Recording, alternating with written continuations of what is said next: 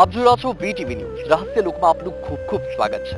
હું વત્સલ આપને દરરોજ સાંજે 7:25 વાગે અલગ અલગ રહસ્યમય સ્થળોની સફર કરાવી રહ્યો છું। આજે હું તમને એક એવી સફર પર લઈ જવાનો છું ત્યાંના દ્રશ્યો તમને આશ્ચર્યચકિત કરી દેશે। જી હા, તમે અવાચક થઈ જશો, તમે વિચારવા માટે મજબૂર થઈ જશો। તમે એવું ક્યારે સાંભળ્યું છે કે તમે દૂધની અંદર મેળવણ ન નાખો તો પણ દહીં બની જાય?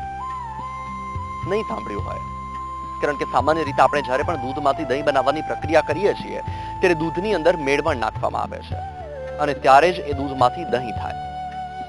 આપણે જ્યાં જવાના છીએ માતાજીનું મંદિર છે, માતાજીના 5 મુખ્ય સ્થાનક છે અને ત્યાં બીજનું ખૂબ જ મહત્વ છે અને એવું સ્થાનક છે કે જ્યાં દૂધમાંથી આપમેળે દહીં બની જાય, કોઈ પણ મેળવણ એમાં મેળવવું પડતું નથી અને એ પણ 100 ગ્રામ, 200 ગ્રામ, 1 લીટર, 2 લીટર, 10 લીટર દૂધ નહીં, હજારો લીટર દૂધ।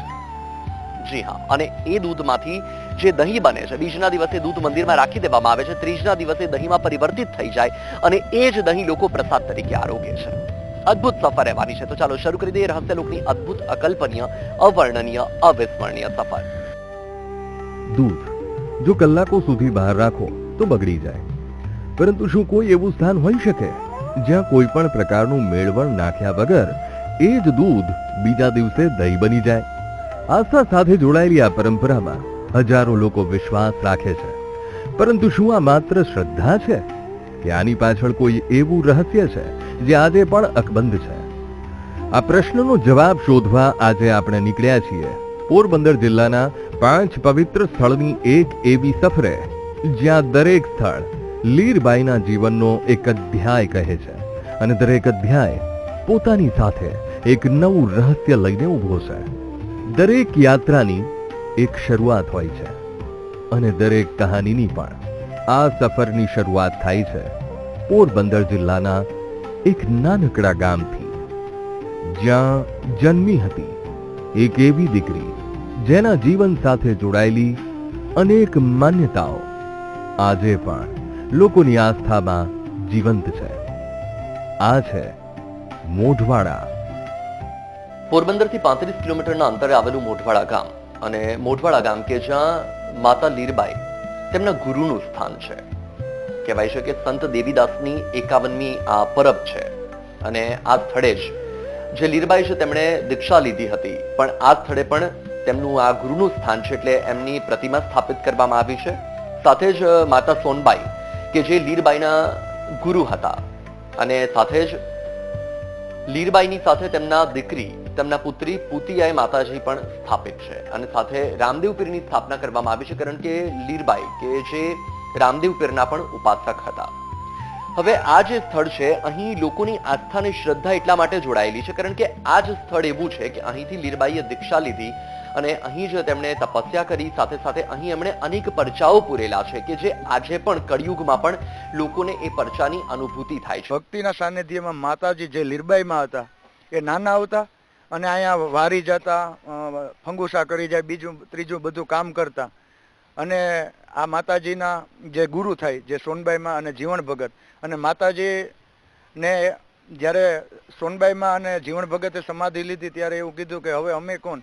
ત્યારે એવું એક વરદાન આપ્યું કે તું મારાથી હવાઈ પૂજાય, અને સોનબાઈમાં અને જીવણ ભગતે માતાજીને સાક્ષાત રામદેવ પીરના દર્શન કરાવેલા। વર્તમાન સમયમાં પણ લીરબાઈ પરચા પૂરે છે।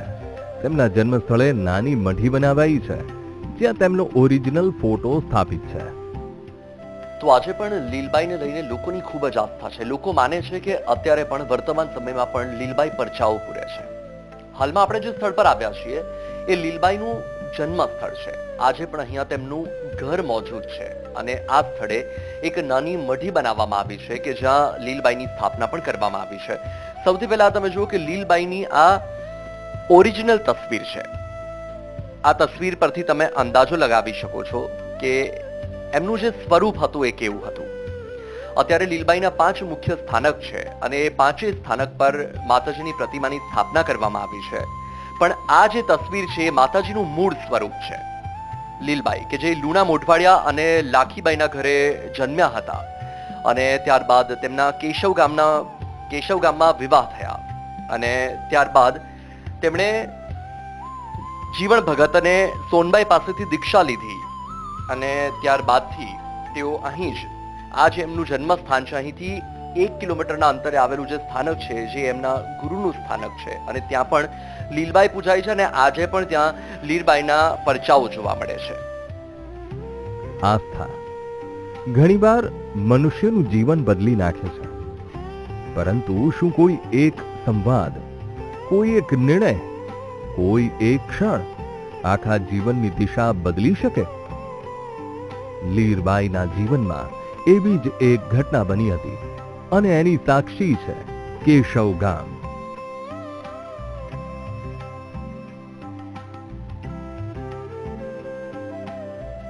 તો હવે આપણે આવી ગયા છીએ કેશવ ગામ સ્થિત લીરબાઈ માતાનું મંદિર. કેશવ ગામ કે જે લીરબાઈ માતાનું સાસરું હતું. મોટવાડા ગામમાં તેમનો જન્મ થયો અને ત્યારબાદ ત્યાંથી જ 3 કિલોમીટરના અંતરે આવેલું કેશવ ગામ અને કેશવ ગામમાં મહેર કેશવાલા વચ્છી મેર સાથે તેમના વિવાહ થયા. કહેવાય છે કે જ્યારે લીરબાઈ માતા રીસામણે ગયા ત્યારે અહીંથી 3 કિલોમીટરના અંતરે આવેલું છે તેમના ગુરુનું સ્થાન છે ત્યાં ગયા હતા અને તે સમયે વચ્છી મેર કે જે માથા ભારે અને જ્યારે તેમને ખબર પડી કે લીરબાઈએ દીક્ષા લઈ લીધી તો તે રોષે ભરાયા અને એ સ્થાનક પર તેઓ પહોંચ્યા અને એમના પર ક્રોધ સવાર હતો. કહેવાય છે કે એ જ સમયે તેઓ જે ત્યાં કુટીર હતી એ કુટીરની બહાર સોનબાઈ કે જે લીરબાઈના ગુરુ માતા, એ લીરબાઈ અને સોનબાઈ વચ્ચેનો સંવાદ તેઓ સાંભળી ગયા અને એ સંવાદ સાંભળ્યા બાદ તેમનું હૃદય પરિવર્તન થયું અને ત્યારબાદ તેઓ વચ્છી ભગત થયા. કહેવાય છે કે એ સમયે સોનબાઈએ લીરબાઈને પૂછ્યું હતું કે તેમને સાસરે નથી જવું અને તે સમયે લીરબાઈએ કહ્યું હતું કે તેમનો પતિ તો એકમાત્ર વચ્છી જ રહેશે. અને આ જે આખો સંવાદ હતો એ ખૂબ જ રસપ્રદ હતો અને ભાવુક હતો અને એ સંવાદ સાંભળીને વચ્છી ભગત જે વચ્છી મેર હતા એ માથાભારે વચ્છી મેરનો હૃદય પરિવર્તન થઈ ગયું અને વચ્છી ભગત તરીકે તેઓ પણ પ્રચલિત થયા અને તેમણે ખૂબ જ સત્કર્મો કર્યા. અને આ જે જગ્યા છે અત્યારે વર્તમાન સમયમાં અહીંયા જે મંદિર છે આ જ સ્થાન પર તેમનું સાસરા પક્ષનું ઘર હતું અને હાલમાં ત્યાં મંદિર છે. આજે પણ લોકો દૂર દૂરથી અહીં શ્રદ્ધા અને ભક્તિ સાથે આવે છે અને આજે પણ લોકો માને છે કે આ સમયમાં પણ લીરબાઈ પરચાઓ પૂરે છે. લીરબાઈ માતાજીના જે પતિદેવ છે વચ્છી ભગત બહુ માતાજીની કનાળગતિ કરતા હતી. પછી અમુક ટાઈમ થયું લીરબાઈ માતાજી અહીં રીસામણે બેઠા. પછી એક વખત પૂછવામાં આવ્યું માતાજીને, ભાઈ આપણે સોનબાઈ કે લીરબાઈમાં તમારે સાસરે જવું છે કે પછી છૂટાછેડા લેવા ગયા? તો કે નહીં, મારો પતિ એક જ. પછી નથી વચ્છી વખત બહુ ધુઆ ફુવા થતા આવ્યા. પછી અહીં પૂછ્યું તો એની આ વાત કરી કે ના, મારો પતિદેવ એક જ, બાકી બીજો કોઈ નહીં. ગમે એટલે કનાળગતિ કરશે તો મારું રહેવાનું ત્યાં છે. તો આજથી 150 થી 175 વર્ષ પૂર્વેની વાત કે જ્યારે માતા લીરબાઈ સદેહે હાજર હતા, હયાત હતા અને તે સમયનો આ જે નમૂનો છે આને આપણે એ અવશેષ ગણી શકીએ કે જે લીરબાઈ માતા સાથે જોડાયેલું છે. કારણ કે આ જે ઢોલિયો તમે જોઈ રહ્યા છો કે જ્યારે દીકરીના વિવાહ થાય અને તેને કરિયાવર આપવામાં આવે ત્યારે કરિયાવરમાં જે ઢોલિયો અપાય એ જ આ ઢોલિયો છે. કહેવાય છે કે જ્યારે લીરબાઈના વિવાહ થયા કેશવ ગામમાં અને તે સમયે તેમના વિવાહ સમયે તેમના પિતાએ આ જે ઢોલિયો છે એમને કરિયાવરમાં આપ્યો હતો. આજે પણ આ જે ઢોલિયો છે એ માતાજીના સાક્ષીના પ્રતીક સમાન, માતાજીની હયાતીના પ્રતીક સમાન તેને પૂજવામાં આવે છે. લીરબાઈની કથા માત્ર તેમના જીવન પૂરતી જ સીમિત નથી. સૌરાષ્ટ્રના અનેક ગામોમાં આજે પણ તેમની સાથે જોડાયેલા પ્રસંગો શ્રદ્ધા સાથે સંભળાવવામાં આવે છે. પરંતુ એમાંથી એક પ્રસંગ સૌથી વધુ ચર્ચામાં રહે છે. એક બાજોટ, એક લીલું કપડું અને એક એવી માન્યતા જે વર્ષો પછી પણ અડગ છે. શું છે આ માન્યતા પાછળની કથા? ચાલો પહોંચીએ શિશલી ગામ. તો હવે આપણે માતાજીના જે 5 મુખ્ય સ્થાનક છે તેમાંનું એક સ્થાનક શિશલી ગામ અને એ શિશલી ગામ ખાતે આવ્યા છે કે જ્યાં લીરબાઈ માતાનું મંદિર છે. અને કહેવાય છે કે આ જે સ્થળ છે એ સ્થળ પર માતાજીએ જ્યારે સદેહે હાજર હતા તે સમયે હયાતીના સમયમાં પરચાઓ પૂર્યા હતા. તેમની એક સખી ભીનિયાઈ, જે ભીનિયાઈ અને એમના લગ્ન અહીં શિશલી ગામમાં થયા હતા ઉકાતા સાથે. અને કહેવાય છે કે સમય અને સંજોગ ક્યારે કોના બદલાય એ કોઈને ખબર ન હોય. અને જ્યારે ઉકા હતા અને ભીનિયાઈના જીવનમાં કપરો સમય આવ્યો અને તે સમયે ભીનિયાઈ કે જે પોતાના પિયર ગયા, એટલે એ સમયે લીરબાઈ કે જે એમના સખી હતા તેમની સાથે તેમનો સંવાદ થયો અને એ સંવાદમાં લીરબાઈને ખબર પડી કે ભીનિયાઈના જીવનમાં ખૂબ જ કઠિન, ખૂબ જ કપરો સમય ચાલી રહ્યો છે. અને તે સમયે તેમણે કહ્યું કે તું શીશલી જા, હું પરમ દિવસે આવીશ. અને ફરીથી ભીનિયાઈ અહીં આવ્યા અને એ સમયે લીરબાઈ પણ આવ્યા તેમના વચન પ્રમાણે, અને અહીં આવીને તેમણે તેમના હાથે આ બાજોટની સ્થાપના કરી, એની ઉપર લીલું કપડું પાથર્યું અને પછી નામ જપ કર્યા. અને કહેવાય છે કે અહીં તેમણે રિદ્ધિ સિદ્ધિની સ્થાપના કરી, કારણ કે ઉકા હતા અને ભીનિયાઈના જીવનમાંથી રિદ્ધિ સિદ્ધિ નીકળી ગયા હતા અને એટલા માટે એમણે અહીં રિદ્ધિ સિદ્ધિની સ્થાપના કરી હતી. આ એ સ્થળ છે અને આ એ જ બાજોટ છે જે સ્વયં લીરબાઈએ સ્થાપિત કર્યો હતો અને અહીં રિદ્ધિ સિદ્ધિની સ્થાપના કરવામાં આવી હતી. કહેવાય છે કે પ્રાચીન સમયમાં આ સ્થળે દરરોજના સવારે ઘઉં આવી જતા, પછી થોડો સમય માટે આ જે સ્થળ છે એ આપું જ રહ્યું. ત્યારબાદ અહીં જે કાના ભગત કે જે પૂજા કરતા હતા એ આ સ્થળ અપૂજ રહેવા માંડ્યું. ત્યારે કાના ભગત કે જે રતનપુરમાં વસતા હતા તો તેમને સ્વપ્ન આવ્યું અને સ્વપ્નમાં લીરબાઈએ આદેશ કર્યો. ત્યારબાદ કાના ભગત શીશલી આવ્યા અને ફરીથી તેમણે અહીં પૂજા વિધિ શરૂ કરી. અત્યારે કાના ભગતની ત્રીજી પેઢી છે કે જે અહીં પૂજા વિધિ કરે છે અને સાથે જ કાના ભગતને સ્વપ્નમાં જે દર્શનમાં જે મૂર્તિ જોવા મળી હતી એવી જ આબેહૂબ મૂર્તિ અહીં એક નવું મંદિર બનાવીને સ્થાપિત કરવામાં આવ્યું છે. માતાજીની બેન પણ અહીં રહેતી, તો એ મોઢવાડાથી અહીં આવતા, બરાબર. તો માતાજી એને કીધું કે ભાઈ હું તને એક કુરડી, એક સુંદડી, એ બધું હું આપું, અહીં નારિયેળ એ બધું આપું, તો આની પૂજા કરજે અને આ તું મુંડિયા આવે ને જમાડજે, બરાબર. ગમે એ અભ્યાગત આવે એને જમાડવાના. એ થતા થતા એમને હાલ્યું ઘણો ટાઈમ હાલ્યો. કેટલીક જગ્યાઓ સમયની સાક્ષી હોય છે તો કેટલીક જગ્યાઓ લોકોના અનુભવોથી જીવંત રહે છે. લીરબાઈ સાથે જોડાયેલા આવા જ એક અનુભવની ચર્ચા આજે પણ મોઢવાડામાં થાય છે. કહેવાય છે એક સ્વપ્ન અને ત્યારબાદ થયેલી એક ઘટના આજે પણ ભક્તોના વિશ્વાસનું કેન્દ્ર છે. આખરે શું હતું એ સ્વપ્ન અને કોણ આવ્યું હતું મોઢવાડા સુધી? ચાલો જાણીએ. તો આજે વાછરડી તમે જોઈ રહ્યા છો. આ જે વાછરડી છે તેની કથા પણ લીરબાઈ માતા સાથે જોડાયેલી છે. અહીં વસતા સંતોકબેન કે જે દરરોજ માતાજીની સેવા કરે છે, આરતી કરે છે, પૂજા વિધિ કરે છે. કહેવાય છે કે એક દિવસ એમને સ્વપ્ન આવ્યું અને એ સ્વપ્નમાં તેમને સંકેત મળ્યો કે કોઈ વાછરડી પોતાની જાતે આ મંદિર પરિસરમાં આવશે. અને કહેવાય છે કે બરાબર એ સ્વપ્ન આવ્યાનો 25મો દિવસ અને ત્યારે એક પગપાળા સંઘ આવી રહ્યો હતો અને ત્યારે આ વાછરડી કે જે ત્યારે આનાથી પણ નાની હતી અને ત્યારે એક અંદાજો પણ ન લગાવી શકાય કે આટલી નાની વાછરડી કે જે પોરબંદરથી સાવ ચાલીને અહીંયા સુધી આવી શકે, 25 થી 30-35 કિલોમીટરનું અંતર કાપી શકે.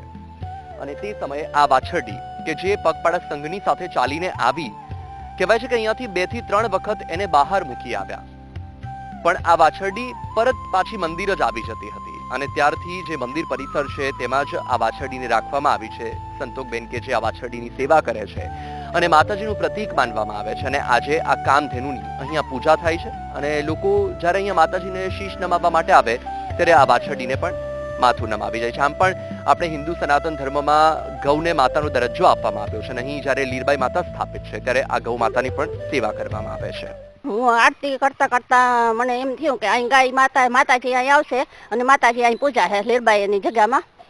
એવું મને માતાજીને આરતી કરતા કરતા જ થાય ને મને જે સપનું આવે તો એ રીતસર દેખાય જ બધું. એ જ બોલવાનું સપનું આવે કે રાતે નીંદરમાં આવે કે એ નહીં, જાગતા જ મને દેખાય. માતાજીને પછી દીમાં માતાજી હાલીને આવ્યા અને હું જ્યારે પૂજા કરીને 7:30 વાગે સવારના આરતી કરવા હું નથી આવતી, બરાબર. સવારના મોડી આવું, ફૂલ ઉતારવા જ્યાં ફૂલ ચડાવું, એવી રીતના હું માતાજીની સગામાં જે થાય એ મારાથી કરું. અને પછી પાછી જતી હતી તો આ મને માતાજીના મંદિરને આગળ મને સમાજ જાય ભાઈ આ લઈને આવતા હતા એ ગાય બે. પછી મેં ઈ ગાયની સાંજલો કંકુનો લઈ અને કરી દીધો. પછી પાછી ગાયની માતાજીની અમારી દુકાને દુકાન ખૂણામાંથી અમારી દુકાને આવવા દીધા. દુકાને આવ્યા એટલે બિસ્કિટ ખવડાવ્યું. મેં એ ભાઈ કહે કે મારે અહીંથી લઈને જ જાવી. પાછી આમ પૂછ્યું કે તારે લઈ જાવી તો કે ના. પછી મેં અખેડા સુધી મૂકવા એ ભાઈને જવા દીધો. બરાબર, મારે જેટલી ગાયની સેવા થાય એટલી કરી અને મણી ગાય જવાની મરજી નથી થતી. ગાય આવી તે દૂર હું ગાય જાતી નથી. સ્વપ્ન, સંયોગ કે શ્રદ્ધા? જવાબ દરેક વ્યક્તિનો અલગ હોઈ શકે, પરંતુ લીરબાઈની કથા હજુ અહીં પૂરી થતી નથી.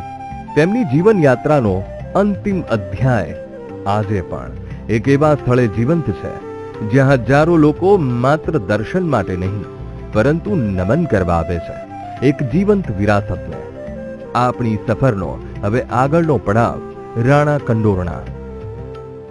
રાણા કંડોરણા ગામ કે જે માં લીરબાઈના 5 મુખ્ય સ્થાનકોમાં એક સ્થાન.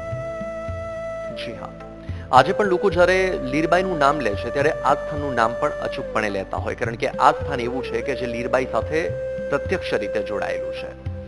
અત્યારે તમે આ સ્થળે જોઈ રહ્યા છો, અહીં ગર્ભગૃહની અંદર લીરબાઈની પ્રતિમાની સ્થાપના કરવામાં આવી છે.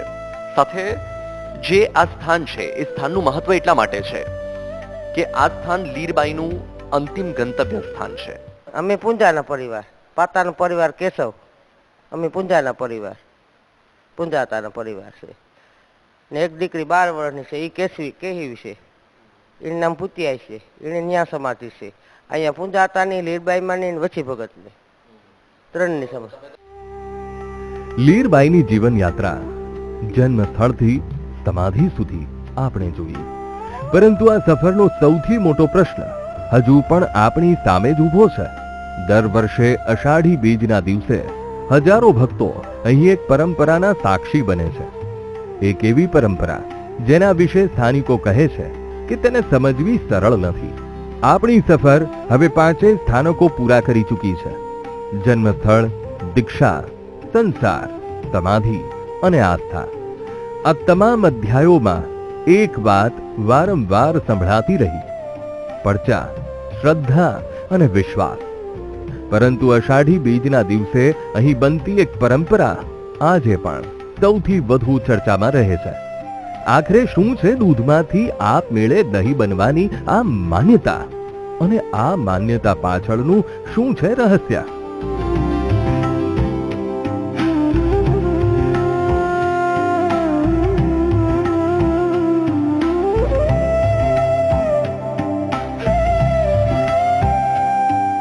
બીજને દિવસે ગામના દરેક માણસો બીજ પાડે છે. ત્રીજને દિવસે છાશ નથી કરતા. એટલે જે કંઈ દૂધનો પ્રસાદ હોય એ લીરબાઈ માતાજીએ ધરવામાં આવે છે, અને દૂધ આખો દિવસ પ્રસાદ રૂપે જે કંઈ દર્શનાર્થી હોય એને આપવામાં આવે છે, અને વધેલું દૂધને એમને મૂકી દેવામાં આવે છે, એટલે સવારે દહીં થઈ જાય છે. એવી મા લીરબાઈની કૃપા છે. તો એ સામાન્ય રીતે દૂધ ખરાબ થતું એવું નથી? ના, ખરાબ નહીં. માતાજીની એવડી કૃપા છે અને લોકોને એવી શ્રદ્ધા છે કે આપેલું દૂધ સવારે ઓટોમેટિક દહીં થઈ જાય છે. કેટલા વર્ષોથી આવું થાય? વર્ષોથી ચાલ્યો હોય છે. ભગત મંડળ, આ જેટલા કાર્યકરો, જેમની બીજ હોય, આવેલા લોકો તમામને ખબર છે કે સાંજે જે દૂધ મૂકેલું છે એ સવારે દહીં થઈ જાય છે. એની પાછળનું કારણ માતાજીની કૃપા અને માતાજીની દયા અને લોકોની શ્રદ્ધા. એટલે એમાંનો 2-5 હજાર માણસ ભેગું થાય, જમે.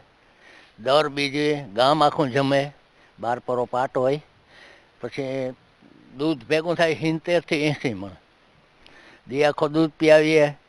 પછી સાંજના એ દૂધ એને મેરવવાનું નહીં, ઊનું કરવાનું નહીં, અને એમને એમ જામી જાય. ત્રીજને દી દહીં વેચીએ. ગમે ત્યાંનું આવે, મજીવાણા આવે, હિંગડા આવે, ફટાણાના આવે, રાવલના આવે, એને એમને એમ દહીં દેવાનું. જે જેના ભાગમાં હોય પ્રસાદી મળી જાય. બરાબર. તો માની દયા છે અમારે. ખરેખર અમારા ગામમાં છે માના 4 હાથ છે. દૂધમાંથી દહીં બનવાની પરંપરા માત્ર એક જ માન્યતા નથી. અહીં ભક્તો એવી અનેક ઘટનાઓ વર્ણવે છે જેને તેઓ લીરબાઈની કૃપા માને છે. આવી જ એક માન્યતા પ્રસાદ સાથે પણ જોડાયેલી છે. કેશવ ગામમાં માતાજી હતા અને કસોરી ત્રાવ કરેન છે. એ ત્રાવ તૂટ્યું એ સમયમાં. ત્રાવ તૂટ્યો એટલે આખું ગામ હાંધવા ગયું. એટલે માતાજી અવળી તપેલીમાં ખીર રાંધી આખા ગામની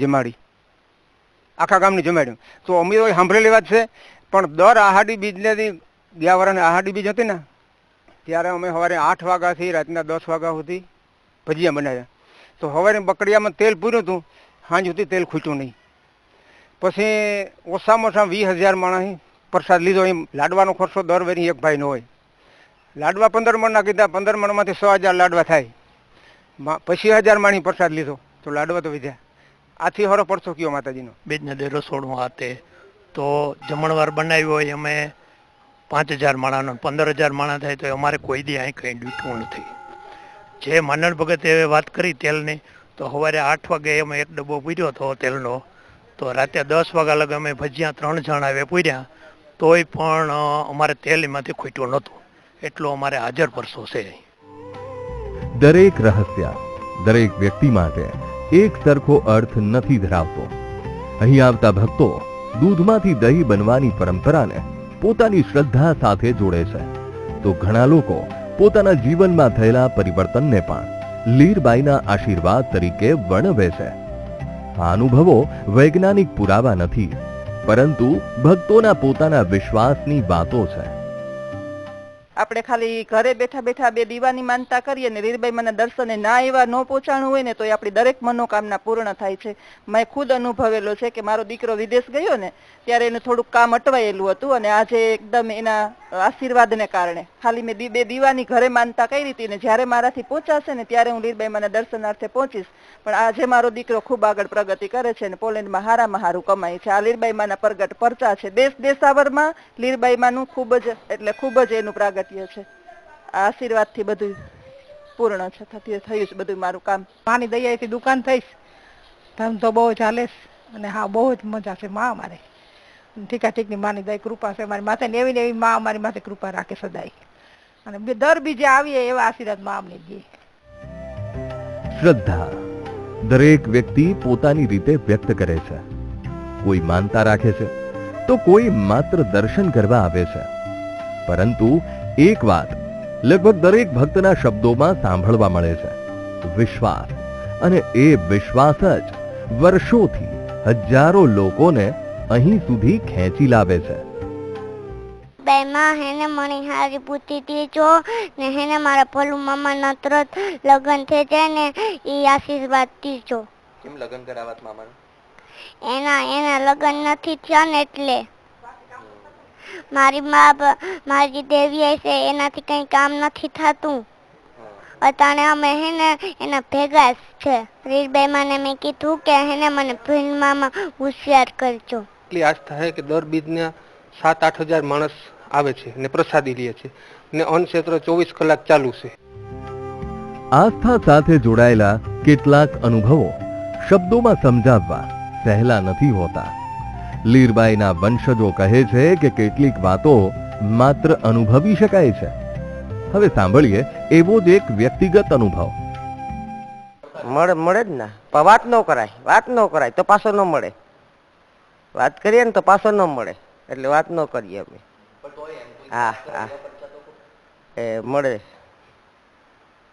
ઘણી વખત મળ્યા, પણ વાત ન કરે. વાત કરીએ ને તો પાછો ન મળે. આપણે રાખવાનું હોય પેટમાં. આવે જ ને, અહીંયા દી આખો હોય એટલે આવે જ ને. આપણે દિન રાત અહીંયા જોઈએ એટલે આવે. ના, કારક બોલે, કારક તો અહીં દેખાડો દે ને વ્યા જાય.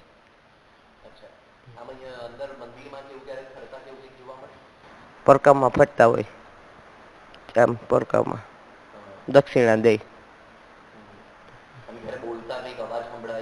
ના, એ નથી. ચમત્કાર તો બધા એમ થાય કે કોક આવ્યું વાળ છૂટા એ રીતના. 5 સ્થાનકો, અનેક કથાઓ, અસંખ્ય માન્યતાઓ, દૂધમાંથી આપમેળે દહીં બનવાની પરંપરા, સ્વપ્નોની વાતો, પરચાના અનુભવો, આ બધું શ્રદ્ધા સાથે જોડાયેલું છે. આ માન્યતાઓને ભક્તો પોતાના વિશ્વાસથી જીવે છે, અને કદાચ રહસ્યનો સાચો જવાબ પણ દરેક વ્યક્તિ માટે અલગ હોઈ શકે. નિર્ણય અમે નહીં કરીએ, એ તમારા પર છોડીએ છીએ. આ સાથે જ રહસ્ય લોકનો આજનો કાર્યક્રમ પણ ગંતવ્ય સ્થાન સુધી પહોંચી ગયો છે. અંતિમ ગંતવ્ય સ્થાન સુધી. આ અંતિમ પડાવ હતો. આપણે 5 મુખ્ય સ્થાનક પર ગયા કે જ્યાં લીરબાઈનો જન્મ થયો, સાથે જ તેમના જે ગુરુનું સ્થાન હતું સોનબાઈ અને જીવણ ભગત.